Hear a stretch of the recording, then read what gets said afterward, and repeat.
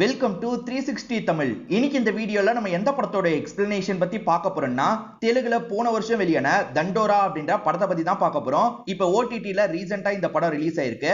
பார்க்கணும்னு நினைக்கிறவங்க ஃபுல் படத்தை கூட பாருங்க, ஏன்னா இந்த படம் தமிழ்லயும் அவைலபிளா இருக்கு. முதல்ல இந்த படத்தோட பிளாட்டை பத்தி நான் சொல்றேன்.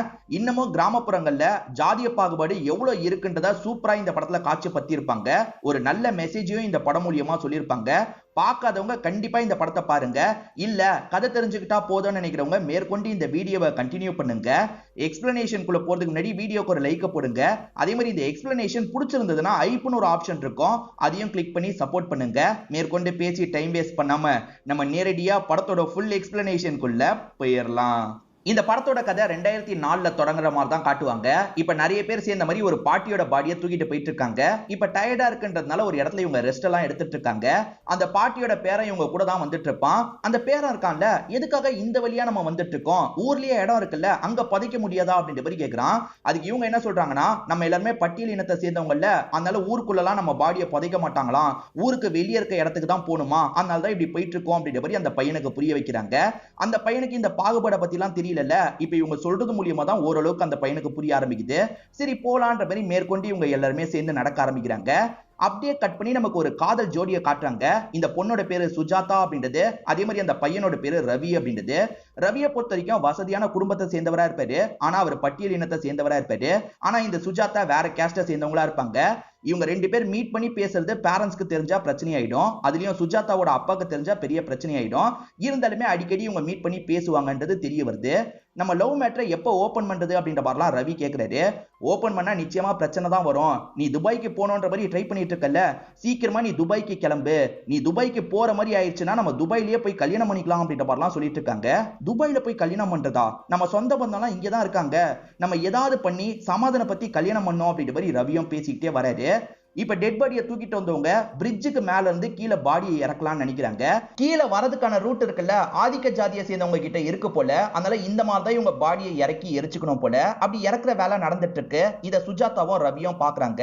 இந்த ஊர் மக்கள் எப்பதான் மாற போறாங்களோ தெரியல, இவ்வளவு கேஸ்ட் எல்லாம் பார்த்துட்டு இருக்காங்க அப்படின்ற மாதிரி ரவி புலம்பிட்டு இருக்காரு.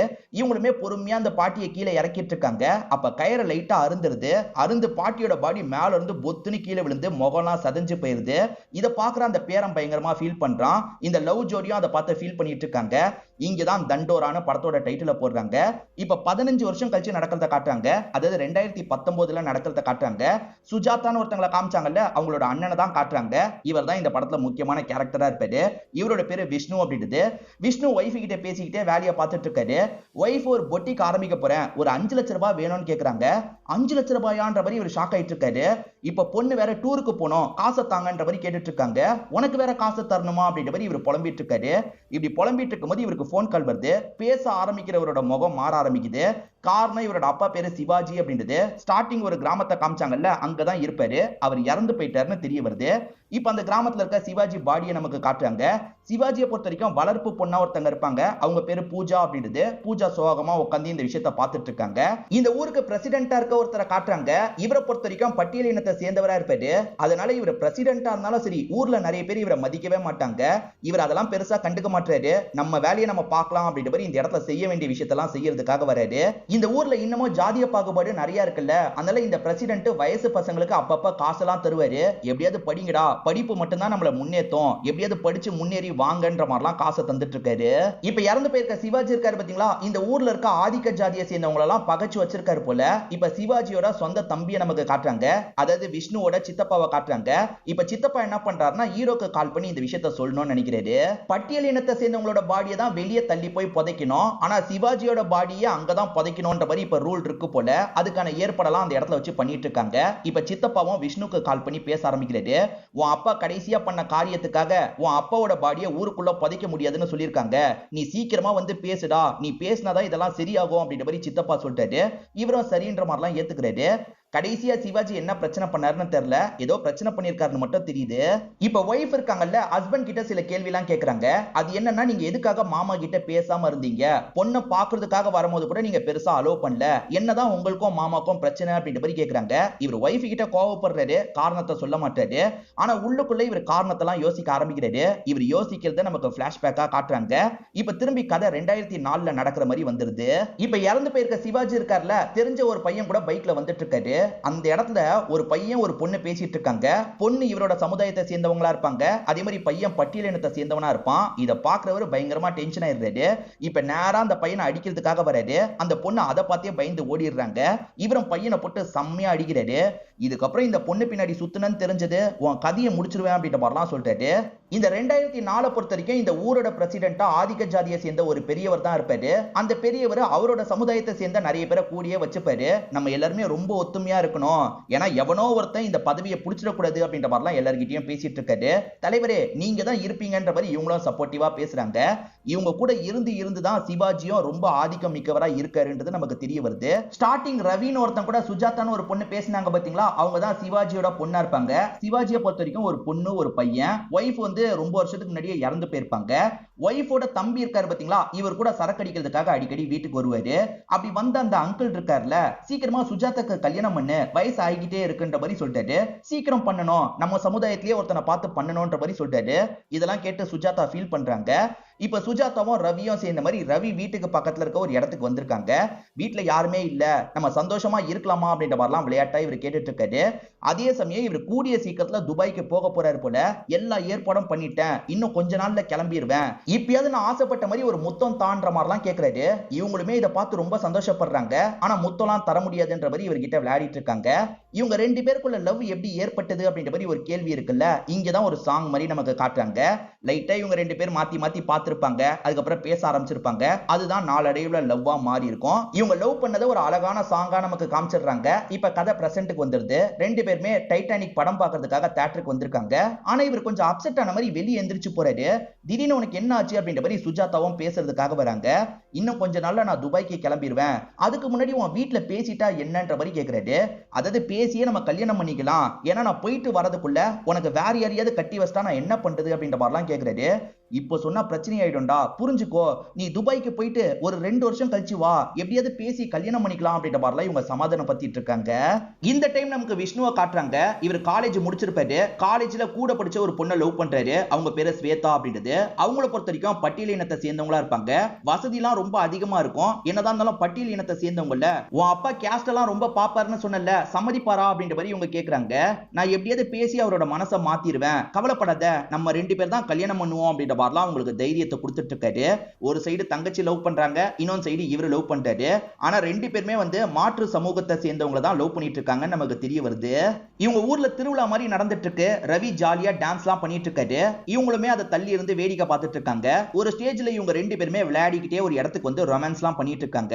இவங்க இந்த மாதிரி ரொமான்ஸ் பண்ணிட்டு இருக்கிறத ஊர்ல சிலர் பாத்துடுறாங்க. அதாவது சிவாஜி ஆளுங்களா சிலர் இருப்பாங்கல்ல, அவங்க இந்த விஷயத்தை பாத்துடுறாங்க. என்ன சிவாஜி பொண்ணு இப்படி பண்ணிட்டு இருக்கான்ற மாதிரி யோசிக்கிறாங்க. இப்ப நைட்டு நேரம் சிவாஜி எதுவுமே தெரியாத மாதிரி உட்காந்துட்டு இருக்காரு. அப்பாக்கு தெரியுமா தெரியாதான்ற மாதிரி இவங்களும் முடிச்சிட்டு இருக்காங்க. அப்பதான் அண்ணனான விஷ்ணு இந்த இடத்துக்கு வந்துடுறாரு. தங்கச்சி கிட்ட பொருள் எல்லாம் வாங்கிட்டு வந்திருப்பாரு. ஜாலியா தான் தங்கச்சி கிட்ட பேசுறாரு. ஆனா அப்ப அப்பா இருக்காருல்ல, சீக்கிரமா தங்கச்சிக்கு கல்யாணம் பண்ணி வைக்க போறேன்ற மாதிரி சொல்லிட்டாரு. ஏன்பா திடீர்னு அப்படின்ற மாதிரிலாம் விஷ்ணு கேக்குறாரு. நான் எடுத்தா அதுதான் முடிவுன்ற மாதிரி அப்பா சொல்றாரு. சோ லவ் மேட்ரு தெரிஞ்சிருச்சுன்றது சுஜாதாக்கு தெரியுது. அப்பன்னு பத்தி யாரோ கதவை தட்டுறாங்க. சுஜாதா தான் கதவை திறக்கிறாங்க. பார்த்தா அந்த இடத்துக்கு ரவி தான் வந்திருக்காரு. நீ எதுக்கு வந்த, போயிடுன்ற மாதிரி சொல்றாங்க.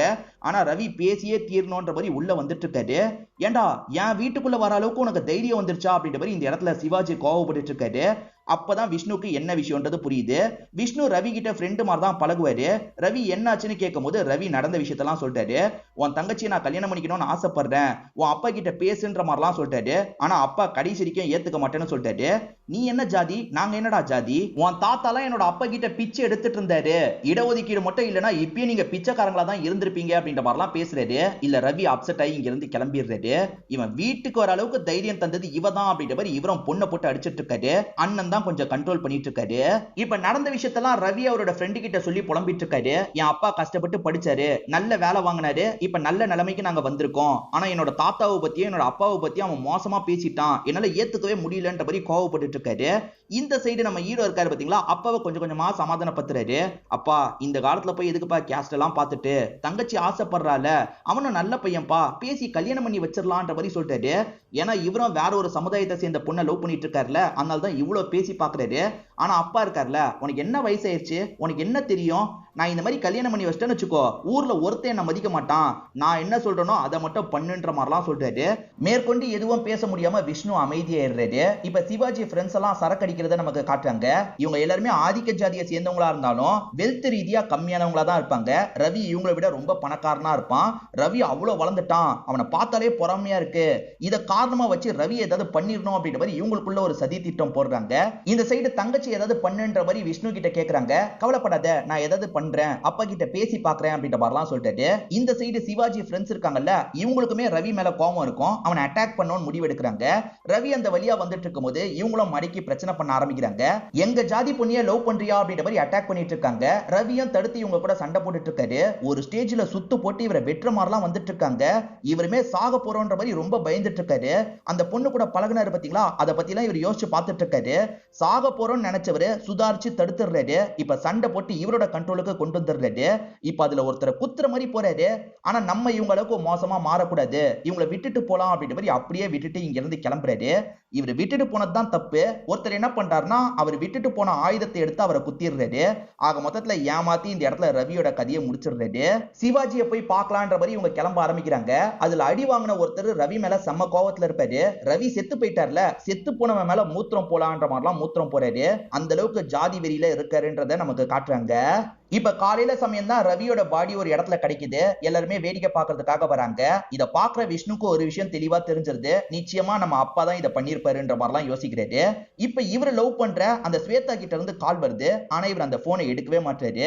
ஏன்னா இதுக்கப்புறம் நம்ம வாழ்க்கையில ஸ்வேதா வரதுக்கான வாய்ப்பு இல்ல, அதனால ஸ்வேதாவை அவாய்ட் பண்ணலாம்னு அவாய்ட் பண்றாரு. பிரசன்ட்ல இது எல்லாத்தையும் யோசிச்சுட்டே தான் விஷ்ணு காரை ஓட்டிட்டு இருப்பாரு. இப்ப தெரியாதனமா ஒரு லாரி மேல இடிக்கிற மாதிரி போறாரு. நல்ல வேலையா இடிக்கிறதுக்குள்ள வண்டியை ஸ்டாப் பண்ணிடுறாரு. இப்ப ஒய்ஃப் ரொம்ப பயந்துடுறாங்க. இப்படிதான் கேர்லெஸ்ஸா வண்டியை ஓட்டுவீங்களா, இதுக்கப்புறம் நீங்க ஓட்ட தேவையில்ல, பக்கத்துல உட்காருங்கன்ற மாதிரி இவங்க வண்டியை ஓட்ட ஆரம்பிக்கிறாங்க.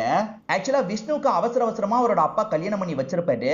அதெல்லாம் ஒய்ஃபுக்கு தெரியும். உங்களுக்கு ஏதோ லவ் லைஃப் இருக்குன்னு நினைக்கிறேன், அந்த லவ்வரோட பேர் என்ன சொல்லுங்கன்ற மாதிரிலாம் கேக்குறாங்க. இவர் லவ்வரோட பேரை சொல்ல மாட்டாரு. ஆனா பொண்ண பாக்குறாரு. இவரோட பொண்ணு பேரு ஸ்வேதா, அதாவது லவ்வர் பேரை தான் பொண்ணுக்கு வச்சிருக்காரு. இது ஒய்ஃபுக்குமே புரிஞ்சிருது. ஒய்ஃபை இவரை கோவமா திட்டலாம் செஞ்சுட்டு இருக்காங்க. ஒரு வழியா இவரும் சொந்த ஊருக்கு வந்துடுறாரு. பிரசிடென்ட்டும் வான்ற மாதிரிலாம் கூப்பிட்டு இருக்காரு. இப்ப அப்பாவை பாக்குறாரு. அதே மாதிரி அப்பாவுக்கு பக்கத்துல இருக்க அந்த வளர்ப்பு பொண்ணான பூஜாவை பாக்குறாரு. பூஜாவை பாக்குற இந்த ஹீரோ ஒரு விஷயத்தை யோசிச்சு பாக்குற மாதிரி நமக்கு காட்டுறாங்க. திரும்பி ஒரு பிளாஷ்பேக்கை நமக்கு காட்டுறாங்க. ஆக்சுவலா அந்த ரவியை சாவடிச்சாங்கல்ல, அதுக்கப்புறம் தான் இதெல்லாம் நடக்கும். இப்போ ஒரு விலை மதுவை காட்டுறாங்கல்ல, இவங்க பேரு மாலினி அப்படின்றது. அந்த சிவாஜி அடிக்கடி இந்த விலை மதுவை பாக்குறதுக்காக வருவாரு. ஒன்னா இருக்கிறதுக்காக வராரோ இல்லையோ, இவங்க கிட்ட பேசும்போது கொஞ்சம் மனசுக்கு ஆறுதலா இருக்கும், அதனால பேசுறதுக்காக அடிக்கடி வருவாரு. சிவாஜியோட ஒய்ஃப் ரொம்ப வருஷத்துக்கு முன்னாடியே இறந்துட்டாங்கல்ல, இவரோட தனிமையை தீக்கிறதுக்காக இந்த இடத்துக்கு வந்திருப்பாரு. ஆனா மாலினியை பிடிக்க ஆரம்பிச்சிடும். அதனால அடிக்கடி இவங்க கிட்ட பேசுறதுக்காக வராருன்னு தெரிய வருது. இப்ப மச்சான் கூட சேர்ந்த மாதிரி இவர் பைக்ல போயிட்டு இருக்காரு. இந்த மச்சான் விலை மதுவை பாக்குறதுக்காக எதுக்காக போறீங்கன்ற மாதிரி தப்பு தப்பா பேசுறாரு. அதாவது மாலினியை பத்தி தப்பு தப்பா பேசுறாரு. மாலினியை பத்தி பேசணும்னா கெட்ட கோவம் வரும் அப்படின்ற மாதிரி இவர் வார்னிங் கொடுக்குறாரு. அந்த அளவுக்கு மாலினியை இவருக்கு பிடிக்க ஆரம்பிச்சிருச்சு போல. இப்ப ஊர் பெரியவங்க எல்லாம் சேர்ந்த மாதிரி பேச ஆரம்பிக்கிறாங்க. ஆக்சுவலா ஆதிக்க ஜாதியை சேர்ந்த நிறைய பேர் ரவியை சாவடிச்சாங்கல்ல, இன்னும் அந்த கேஸ் நடந்துட்டு இருக்கு. ஏறக்குறைய 6 மாசத்துக்கு மேல கேஸ் நடந்துட்டு இருக்கு. கவலைப்படாதீங்க, உங்களை காப்பாத்துறது என்னோட வேலைன்ற மாதிரி அங்க இருக்கவர் சொல்றாரு. அந்த ரவி இறந்து போனதுக்கு அப்புறம் விஷ்ணு இருக்கார்ல, ஒருத்தங்களை கல்யாணம் பண்ணி சிட்டி சைடு போயிருப்பாரு. இப்ப அவருக்கு ஒரு பெண் குழந்தை பிறந்திருக்கிறதா இந்த மச்சான் சொல்றாரு. நீங்க போய் பாருங்க மாமான்ற மாதிரி சொல்றாரு. ஆனா இவருக்கு எப்படி போறதுன்ற மாதிரி தோணுது. இத பத்தி எல்லாம் இவர் என்ன பண்றாருன்னா, அந்த மாலினி கிட்ட ஷேர் பண்றாரு. உன் பையன் உன்கிட்ட பேச மாட்டான்னு யோசிக்கிறியா, என்னதான் இருந்தாலும் உன்னோட பேத்தி, நீ போய் பாரு, அதுதான் கரெக்டா இருக்கும்ன்ற மாதிரி சொல்றாங்க. இவரும் போனா என்னன்னு யோசிக்கிறாரு. சரி மாலினி, என்ன பத்தி மட்டும் கேக்குறல, உன்னை பத்தி நீ எதையுமே சொல்ல மாட்டற, சொல்லுன்ற மாதிரி கேக்குறாரு. இப்ப மாலினி இவங்க லைஃப பத்தி சொல்றாங்க. இவங்களுக்கு 12 வயசுல ஒரு பொண்ணு இருக்கிறதா சொல்றாங்க. அந்த பொண்ணோட போட்டோவெல்லாம் காட்டுறாங்க. இப்போதைக்கு அவ ஜெயில தான் இருக்கான்ற மாதிரி சொல்றாங்க. காரணம் என்னன்னா, மாலினியோட ஹஸ்பண்ட் இருக்கார்ல, எப்ப பாரு இவங்களை போட்டு அடிச்சுக்கிட்டே இருப்பாரு. அம்மா அடி வாங்குறத அந்த பொண்ணால பார்க்க முடியல. அதனால அப்பா குடிக்கிறதுல விஷத்தை கலந்து சாவடிச்சிருப்பா. அது போலீஸ்க்கு தெரிஞ்சு அரெஸ்ட் பண்ணி கூட்டு போயிருப்பாங்க. என் பொண்ணை வெளியெடுக்கிறதுக்காக தான் இந்த விஷயத்தெல்லாம் நான் பண்ணிட்டு இருக்கேன் அப்படின்ற மாதிரி சொல்லிட்டாங்க. உன் பொண்ணுக்கு இதெல்லாம் தெரியுமான்ற மாதிரி கேட்கிறாரு. எப்படியாவது தெரியாம பாத்துக்கணும் அப்படின்ற மாதிரிலாம் மாலினி சொல்லிட்டு இருக்காங்க. இவர் பேத்திய பார்க்க போறாருல, அதனால சேர்ந்து வந்து ட்ரெஸ் எல்லாம் எடுத்துக்கிறாங்க. அதே மாதிரி மாலினிக்கு திடீர்னு உடம்பு முடியாம போது டாக்டர் கிட்ட செக் பண்றதுக்காக வராங்க. அப்படி செக் பண்ணும் போது அவங்க சீக்கிரமா சாக போறாங்க அப்படின்றது தெரிய வருது. இத மாலினி கிட்ட சொல்ல வேணாம் அப்படின்ற மாதிரி இவருமே இந்த இடத்துல மறைச்சிடுறாரு. நம்ம ஹீரோவோட குழந்தைக்கு பேர் வைக்கிற ஃபங்க்ஷன் தான் நடக்குது. அப்பாவும் இவரும் பேசுறது இல்லல்ல, அதனால அப்பா வந்ததை கூட இவர் பெருசா கண்டுக்காம இருக்காரு. இப்ப அப்பாவும் நம்ம பேர் வைக்கலாம், நம்ம பொண்ணோட பேரை வைக்கலாம் நினைக்கிறாரு. ஆனா ஏற்கனவே ஸ்வேதான பேர் பையன் வச்சிருக்கான்னு தெரிய வருது. அதே மாதிரி என் பொண்ணை தொடாதீங்கன்ற மாதிரி பையன் சொல்றாரு. அப்பாவோட முகம் சோகமா மாறி கிளம்பிடுறாரு. சிவாஜி சோகமா உட்கார்ந்துட்டு இருக்கும் போது என்ன ஆச்சுன்னு மாலினி கேக்குறாங்க. இவர் பையன் நடந்துகிட்ட விதத்தை பத்தி சொல்றாரு. பையனுக்கு இன்னும் கோபம் இருக்கதானே செய்யும், நீங்க பெருசா எடுத்துக்காதீங்கன்ற மாதிரி சொல்றாங்க. அப்படி என்ன நான் தப்பு பண்ணிட்டேன்? என் பொண்ணுக்கு என் சமுதாயத்துல ஒருத்தனை பார்த்து கல்யாணம் பண்ணி வைக்கணும்னு நினைச்சேன், அது கொஞ்சம் குளறுபடி ஆகி இந்த மாதிரி ஆயிருச்சு, இதுக்கு நான் எப்படி பொறுப்பாவேன் அப்படின்ற மாதிரிலாம் இவர் கேட்கிறாரு. அதுக்கு மாலினி பயங்கரமா பேச ஆரம்பிக்கிறாங்க. ஆக்சுவலா மாலினிய சொந்த சமுதாயத்துல கட்டி தரணும்ன்ற மாதிரி தான் கட்டி தந்திருப்பாங்க. ஆனா அந்த நபர் தான் தினம் தினம் டார்ச்சர் பண்ணிருப்பாரு. மாலினி என்ன சொல்றாங்கன்னா, ஒரு பொண்ணுக்கு பிடிச்சிருக்கான்றத கொஞ்சம் யோசிங்க. அந்த பொண்ணு இவன் கூட வாழ்ந்தா நல்லா இருக்கும்னு நினைக்கிறானா, ஜாதியை பார்த்து எதுக்காக பிரிக்கிறீங்க? கட்டி வச்சாதான் என்ன அப்படின்ற மாதிரி கேக்குறாங்க. எனக்கு சொந்த ஜாதியில தான் கல்யாணம் பண்ணி வச்சாங்க. என் புருஷன் ஆரம்பத்துல இருந்தே நான் அடிச்சுட்டு தான் இருந்தான். என்னோட பேரண்ட்ஸ் கிட்டயே இதை பத்தி சொன்னேன். குடும்ப வாழ்க்கைனா அப்படிதான் இருக்கும், அட்ஜஸ்ட் பண்ணிக்கோன்னு என்கிட்ட சொல்றாங்க. நான் எதுக்காக முதல்ல அட்ஜஸ்ட் பண்ணணும்? உன் பொண்ணு ஆசைப்பட்டவனை நீ கல்யாணம் பண்ணி வச்சிருந்தா என்ன பிரச்சனை? ஜாதி தான் உனக்கு பிரச்சனையா இருக்கு. சொந்த ஜாதியில இருக்கவனை கல்யாணம் பண்ணி பொண்ணு கஷ்டப்பட்டா கூட பரவாயில்ல, ஆனா வேற ஜாதியில இருக்க ஒருத்தனை கல்யாணம் பண்ணக்கூடாது, அதுதானே உங்களுக்கு வேணும் அப்படின்ற மாதிரிலாம் இவங்க பேசுறாங்க. சிவாஜியால எதுவுமே பேச முடியல, அமைதியே எந்திரிச்சு போயிடுறாரு. அவங்க சொன்னதை பத்தியே யோசிச்சுட்டு இருக்காரு. இந்த சிவாஜியோட பொண்ணு சுஜாதாக்கு என்ன ஆச்சுன்னே காட்டல. ரவி இறந்ததுக்கு அப்புறம் என்ன ஆச்சுன்னு காமிச்சிருக்க மாட்டாங்க. இப்ப இவர் இருக்காருல, பொண்ணோட போட்டோ எல்லாத்தையும் சோகமா எடுத்து பார்த்துட்டு இருக்காரு. பொண்ணை நினைச்சு ஃபீல் பண்ணி அழுவுறாரு. இப்படி அழும்போது தான் சுஜாதாக்கு என்ன ஆச்சுன்றதை நமக்கு காட்டுறாங்க. ஆக்சுவலா ரவியோட பாடியை ஹாஸ்பிட்டலுக்குலாம் கொண்டு போயிடுறாங்க. அந்த இடத்துக்கு ஓடி வந்து சுஜாதா பாக்குறாங்க. நம்மளால தான் இப்படி இறந்து போயிட்டானே அப்படின்ற மாதிரி சுஜாதா பயங்கரமா ஃபீல் பண்றாங்க. என்ன மன்னிச்சிடுங்க அப்படின்ற மாதிரிலாம் ரவியோட அப்பாவை பார்த்து கெஞ்சி கேட்கறாங்க. அதுக்கப்புறம் வேகமா கிளம்பி வீட்டுக்கு வந்துடுறாங்க. சாப்பாடெல்லாம் போட்டு சாப்பிட ஆரம்பிக்கிறாங்க. அப்படி சாப்பிட்டு இருக்கும் போதுதான் சாப்பாடுல விஷம் கலந்துருக்காங்கன்னு நமக்கு தெரிய வருது. ரவி இல்லாத உலகத்துல நம்மளும் இருக்க தேவையில்லை அப்படின்ற மாதிரி இந்த ஒரு முடிவை எடுத்திருப்பாங்க. இப்ப கொஞ்ச நேரம் கழிச்சு அண்ணன் வந்து பார்க்கும்போது வாயில நுர தள்ளி இவங்க இறந்து போயிருக்கிறது தெரிய வருது. அண்ணனும் இந்த இடத்துல உடஞ்சு போயிடுறாரு. இதனால்தான் அண்ணன் இதுக்கப்புறம் அப்பா கிட்ட பேசவே கூடாதுன்ற மாதிரி கிளம்பி போயிருப்பாரு. இதை பார்த்து சிவாஜியும் பயங்கரமா ஃபீல் பண்ணிட்டு இருக்காரு. ஏன்னா சிவாஜியை பொறுத்த வரைக்கும் ஒருத்தரை சாவடிக்கிற அளவுக்கு ஜாதி வெறியர் கிடையாது. ஆனா இவரோட குரூப்பை சேர்ந்தவங்க கூட இருந்து இவரோட மனசை மாத்திருப்பாங்க. அவசரத்துல இப்படி ஒரு விஷயத்த பண்ணிட்டுமே, பொண்ணு ஆசைப்பட்ட வாழ்க்கையை அவளுக்கு அமைச்சு தந்திருக்கணுமே அப்படின்ற மாதிரிலாம் பயங்கரமா ஃபீல் பண்றாரு. இன்னமும் அந்த கேஸ் நடக்குதுன்னு சொன்ன பாத்தீங்களா, 6 மாசத்துக்கு மேல அந்த கேஸ் நடந்துட்டு இருக்கு. அவங்களுக்கு சாதகமா தான் போயிட்டு இருக்கு. அதாவது கொலை பண்ணவங்க கொலை பண்ணலன்ற மாதிரி தான் கேஸ் போயிட்டு இருக்கு. அப்ப பேசுறதுக்காக சிவாஜி இந்த இடத்துக்கு வராரு. என்ன நீங்க அந்த இடத்துக்கு போலியா, இவங்களாம் அந்த இடத்துக்கு போலியான்ற மாதிரி அங்க இருக்க ஜட்ஜி கேக்குறாரு. ஆனா சிவாஜி இருக்காருல, இல்ல நாங்க எல்லாருமே போனோம், நாங்க எல்லாருமே சேர்ந்து தான் அட்டாக் பண்ணோன்ற மாதிரி சொல்லிட்டாரு. இது அட்டாக் பண்ணுமா, ஏன்டா இப்படி பேசுற, நிறுத்துன்ற மாதிரி மத்தவங்க சொல்றாங்க. சிவாஜியை பொறுத்த வரைக்கும் இந்த விஷயத்த பண்ண எல்லாருக்குமே தண்டனை கிடைக்கணும்னு யோசிக்க ஆரம்பிச்சிடுறாரு. இவர் அந்த சம்பவத்தை பண்ணவே இல்லைல்ல, ஆனா நானும் அந்த சம்பவத்தை பண்ணேன்னு சொல்றாரு. ஏன்னா இவரு சாட்சி சொல்ற மாதிரி எல்லாரையும் மாட்ட வைக்கலாம்னு நினைக்கிறாரு. எல்லாருமே சேர்ந்த மாதிரி தான் அந்த பையனை சாப்பிடுச்சோம், நாங்க பண்ணது தப்பு தான், இதுக்காக நீங்க என்ன தண்டனையை தந்தாலும் நான் ஏத்துக்கிறேன் அப்படின்ற மாதிரிலாம் சொல்லிட்டு இருக்காரு. ஆனா அந்த கேங்க சேர்ந்தவங்க ஷாக் ஆயிடுறாங்க. நிறுத்துன்ற மாதிரி சொல்றாங்க. ஆனா இவர் கேட்க மாட்டாரு. நாங்க எல்லாருமே சேர்ந்து தான் பண்ணோன்ற மாதிரி திரும்ப திரும்ப சொல்றாரு. இதனால ஜட்ஜ் இருக்கார்ல, இவங்க எல்லாருக்குமே 7 வருஷம் தண்டனை தந்துடுறாரு. இப்பதான் ரவிக்கான நியாயம் கிடைச்சிருக்கு அப்படின்ற மாதிரி ரவி குடும்பத்தை சேர்ந்த எல்லாருமே இந்த இடத்துல கொஞ்சம் சந்தோஷப்படுறாங்க. இப்ப போலீஸுங்க இருக்காங்கல்ல, இவரையும் அந்த கேங்கையும் லாக் பண்ணி கூட்டு போயிட்டு இருக்காங்க. அப்படி போற வழியில மாலினியும் நிறுத்தி பேச ஆரம்பிக்கிறாங்க. அதாவது என்னால் தான் நீங்க இந்த மாதிரி ஒரு முடிவை எடுத்துட்டீங்களா அப்படின்ற மாதிரி கொஞ்சம் சோகமா கேக்குறாங்க. அதாவது நான் சொன்னதுனால மனசு மாதிரி தான் நீங்க தண்டனையை அனுபவிக்க போறீங்களான்ற மாதிரி கேக்குறாங்க. இதுல உன் தப்பு எதுவுமே கிடையாது. ரொம்ப நாளாவே இந்த கில்ட் என்னோட மனசுக்குள்ள ஓடிக்கிட்டே இருந்தது. நீ சொன்னது இன்னும் தெளிவா எனக்கு அதை புரிய வச்சிருச்சு. அதனால தான் இந்த முடிவை எடுத்தேன். இப்பதான் மனசுக்குள்ள எனக்கு கொஞ்சம் நிம்மதியா இருக்கு. நிம்மதியா நான் தூங்குவேன்ற மாதிரிலாம் சொல்லிட்டு இங்க இருந்து கிளம்புறாரு. என்னதான் அப்பா செஞ்ச தப்புக்கு தண்டனையை வாங்கிட்டாலும் பையனுக்கு கோபம் போக மாட்டேங்குது. ஏன்னா நீ செஞ்ச தப்புக்கு இந்த தண்டனைலாம் ரொம்ப கம்மின்ற மாதிரி பையன் திட்டிட்டு இருக்காரு. அப்பா இருக்காருல, அவனோட தங்கச்சி மாதிரி, அந்த தங்கச்சியை பாத்துக்கோ அப்படின்ற மாதிரிலாம் சொல்லிட்டாரு. ஆனா பையன் ஏத்துக்க மாட்டாரு. நீ விலை மாது கூட பழகுவ, அவளோட பொண்ணை உன் பொண்ணா மாத்திப்ப, நான் தங்கச்சியா ஏத்துக்கிடுமா? என்னாலாம் தங்கச்சியா ஏத்துக்க முடியாது. உனக்கு கிடைச்ச தண்டனையே கம்மின்னு நான் நினைக்கிறேன். உன் மூஞ்சிலேயே அதுக்கப்புறம் முடிக்க மாட்டேன்ற மாதிரிலாம் பேசிட்டு கிளம்புறாரு. இந்த டைம்ல இருந்து அப்பா இருக்காரு பாத்தீங்களா, ஆதிக்க ஜாதியை சேர்ந்தவங்களை எதிர்த்து நிறைய ஃபைட்லாம் பண்ணிருக்காரு போல. இப்ப பிரசன்ட்டுக்கு கதை வந்துருது. ஆதிக்க ஜாதியை சேர்ந்தவங்க இருக்காங்கல்ல, உன் அப்பா தான் ஜாதி கீதின்னு ஒண்ணே இல்ல, எல்லாரும் சமோன்ற மாதிரி பேச ஆரம்பிச்சிட்டார்ல, அவருக்கு எதுக்காக நாங்க உள்ள இடம் தரணும், வெளியே போய் புதைச்சுக்க சொல்லு அப்படின்ற மாதிரிலாம் இந்த ஊர் தலைவர் பேசிட்டு இருக்காரு. இப்ப இவர் பிரசிடென்ட் கிடையாது, ஆனா ஊர்ல முக்கியமான நபரா இந்த விஷயத்த சொல்லிட்டு இருக்காரு. சிவாஜி நல்லவரா மாதிரி ஜெயிலுக்கு போறேன்னு 4 பேரை கூட சேர்த்து கூட்டு போயிட்டார்ல, அந்த 4 பேரோட சொந்தக்காரங்க கண்டிப்பா இங்க புதைக்க விடவே கூடாது, ஊருக்கு வெளியே தான் இவனை புதைக்க விடணும்ன்ற மாதிரிலாம் பேசிட்டு இருக்காங்க. ஹீரோவும் ஏதாவது பண்ணுங்க, தயவு செஞ்சு இந்த இடத்துல புதைக்கிறதுக்கு இடம் தாங்கன்ற மாதிரி ரொம்ப கெஞ்சிலாம் கேட்டுட்டு இருக்காரு. இப்ப குறுக்க பூந்து பிரசிடென்ட் ஒரு ஐடியா சொல்லலாம் நினைக்கிறாரு. ஆனா இந்த குரூப்பை சேர்ந்தவங்க ட்ரிகர் ஆயிடுறாங்க.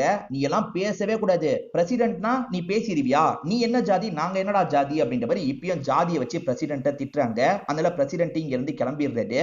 இப்ப இந்த விஷ்ணு கிட்ட ஒரு டீல் பேசுறாங்க.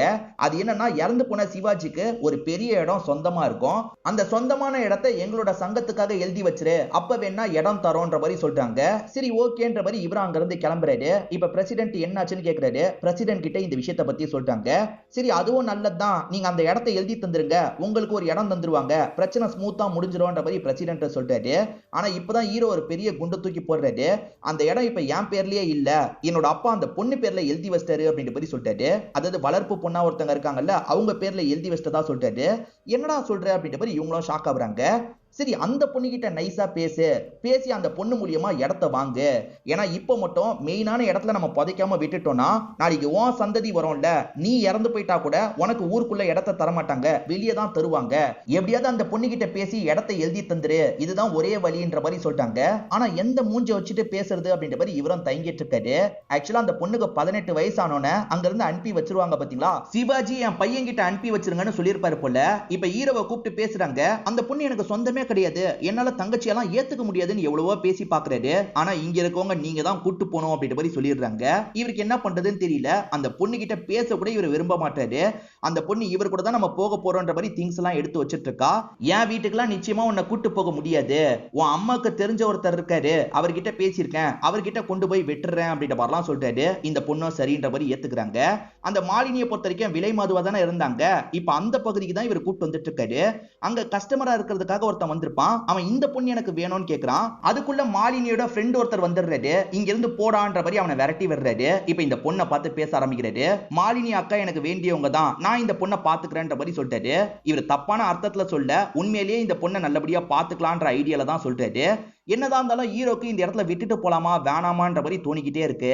இந்த பொண்ணுக்குமே லைட்டா பயமா தான் இருக்கு. இந்த அண்ணன் நல்லா பாத்துப்பேன்னு சொல்றாரு, ஆனா இது அந்த மாதிரி இடம், இந்த இடத்துல நம்ம சேஃபா இருக்க முடியுமா அப்படின்ற மாதிரி இந்த பொண்ணுமே ஒரு பக்கம் பயந்துட்டு இருக்கா. இப்ப இந்த பொண்ணுமே அவர் நம்மள திரும்பி கூட்டு போயிட மாட்டாரா அப்படின்ற மாதிரி எட்டி பார்த்துட்டு இருக்கா.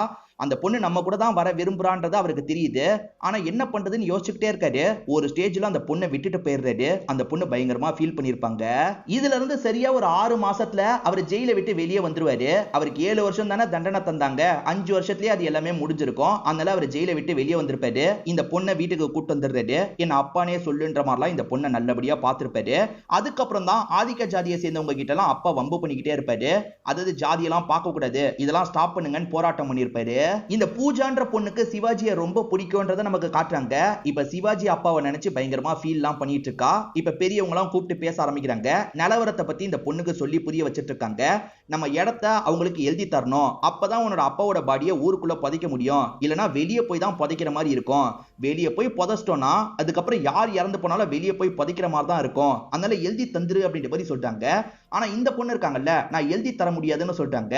இந்த பொண்ணு சொத்தை இவளே வச்சுக்கணும்னு நினைக்கிறா, அதனால தான் இப்படி மறுக்கிறா போல அப்படின்ற மாதிரி பெரியவங்க எல்லாம் பேசி மனசை மாத்தலாம் நினைக்கிறாங்க. ஆனா அந்த பொண்ணு இருக்கால, சூப்பரா ஒரு ஐடியாவை சொல்றா.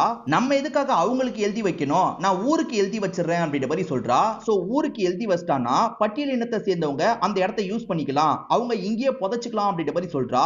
இதை கேட்கிற எல்லாருமே பயங்கரமா ஷாக் ஆயிடுறாங்க.